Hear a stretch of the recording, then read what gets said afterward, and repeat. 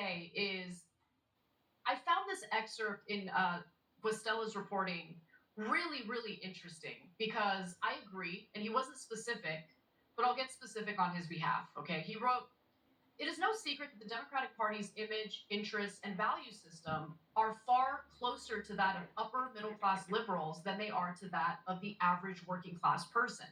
On cultural issues, too, it is the case that many workers feel deeply alienated from the liberal perspective. So he, again, is vague there, but, he's basically talking about certain culture war narratives or certain things that the Democratic Party leans into and kind of front loads in their campaigns and through the electoral process. Rather than having a hyper focused, principled message on materially improving the lives of everyone, which I think would be a valuable message that would obviously appeal to people, they get kind of caught up in these small edge case type things, and they do a lot of nagging, they do a lot of scolding, and that turns a lot of voters off.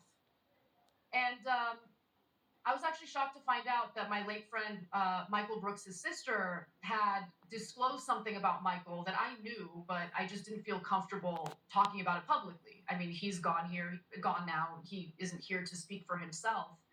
But he wrote a book that I highly recommend you guys all read. It's called Against the Web, a cosmopolitan answer to the new right.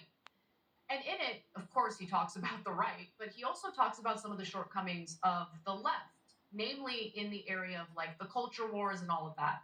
And so here's what Leisha said that Michael had talked to her about in their very last conversation.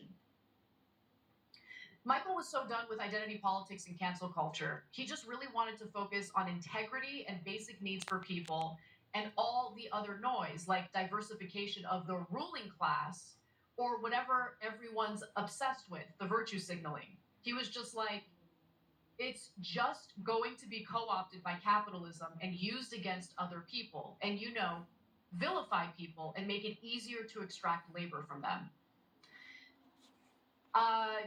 Yeah, I mean, there's definitely some elaboration of that in his book, but the point here isn't to say, oh, we need to exclude people. The point here is to say, no, we need to be more forgiving, accepting, tolerant, and welcoming to people. Because when you engage in the vilifying, when you engage in the finger pointing, when you make your party seem like you're not allowed to have a different thought, or else you're going to be, labeled heretic or something like that.